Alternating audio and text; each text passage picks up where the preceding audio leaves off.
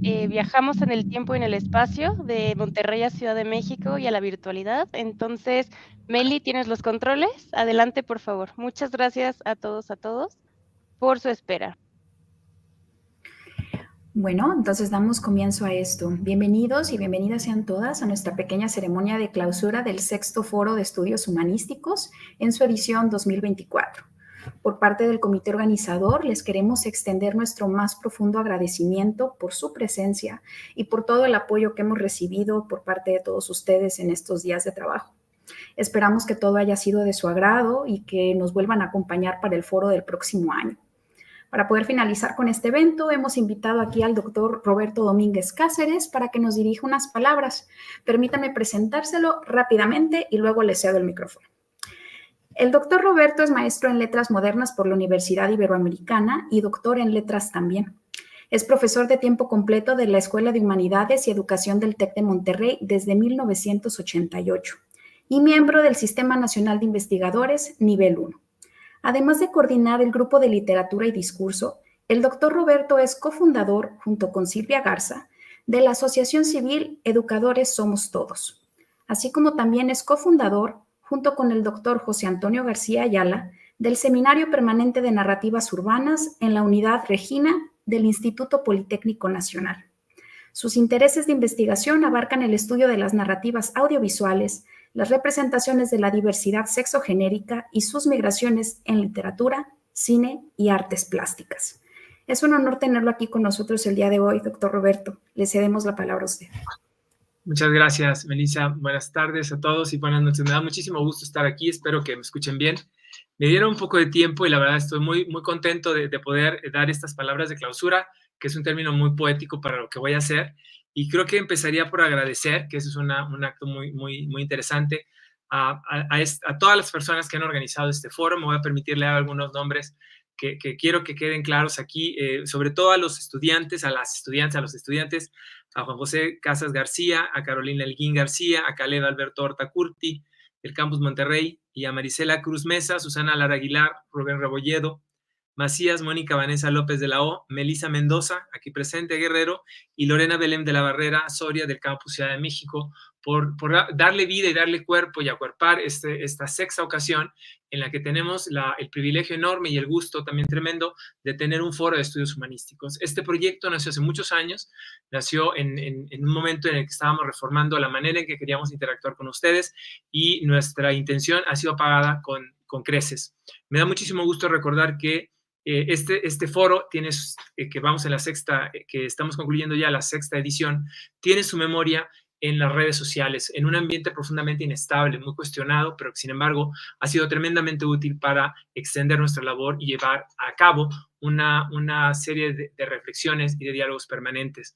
Esta memoria, que no está escrita, está registrada apenas en Facebook, en YouTube, y ha usado desde su inicio StreamYard, ha vivido siempre en la hibridez. Y como todo lo híbrido, conlleva el peligro de la metamorfosis y la ventaja de la transformación. Por eso es interesante que ustedes, los estudiantes, nos hayan ofrecido a todo el público estas tres alteridades, ¿no? Estas tres maneras de encontrarnos y de hacer comunidad. Y han titulado esta sexta edición Identidad, Alteridad y la Comunidad.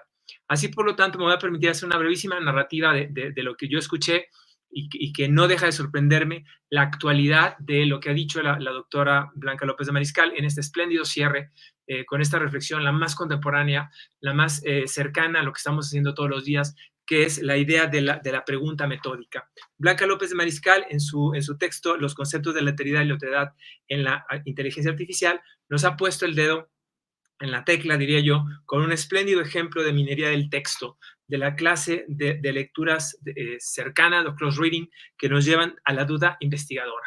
Y esta duda, esta pregunta, que desde que tengo el privilegio de haber sido alumno hace muchísimos años ya, antes de la inteligencia artificial, pero siempre con una inteligencia humana evidente, la doctora nos sigue diciendo cómo tendríamos que seguir nuestra labor. Así entonces, empiezo ahora sí en orden cronológico. La identidad y diferencia, un largo y sinuoso camino en la historia del pensar que estuvo a cargo de Tirso Medellín, nos dejó una reflexión muy impresionante, que es la relación entre la experiencia y la diferencia, o sea, qué significados le podemos dar a estos conceptos que tenemos que seguir trabajando.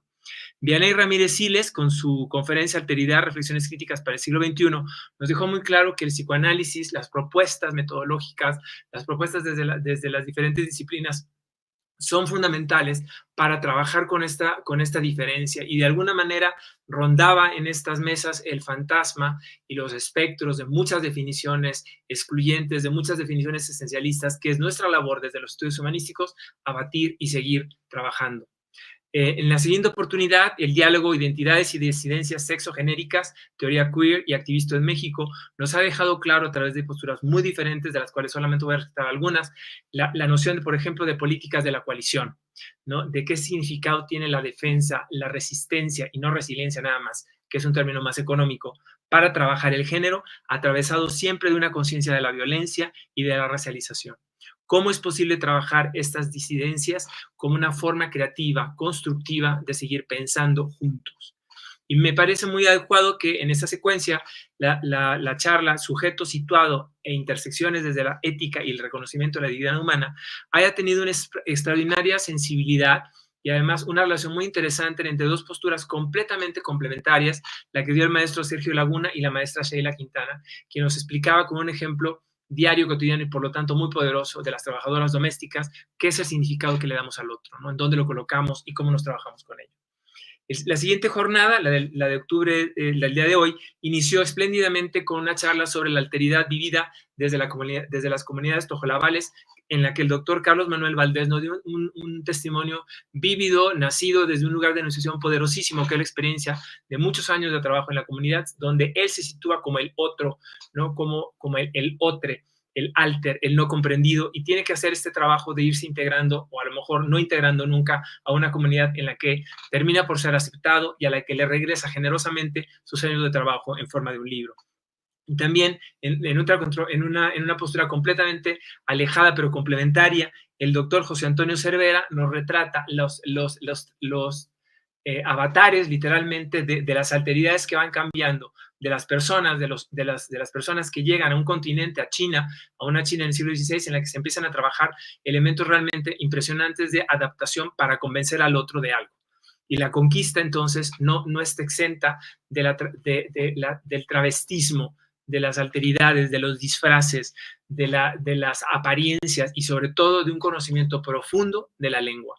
Entonces, con estos elementos llegamos al diálogo hacia una cultura de paz y justicia social en México, en la que tuvimos pues un ensamble verdaderamente muy rico de perspectivas y sobre todo de autores y de menciones sobre la práctica política encarnada de qué significa hacer paz y construir la paz en estos días en los que hay 2 guerras andando, 3 guerras andando, desastres naturales que nos están literalmente acercando a tomar una reflexión mucho más seria, más allá de la teoría.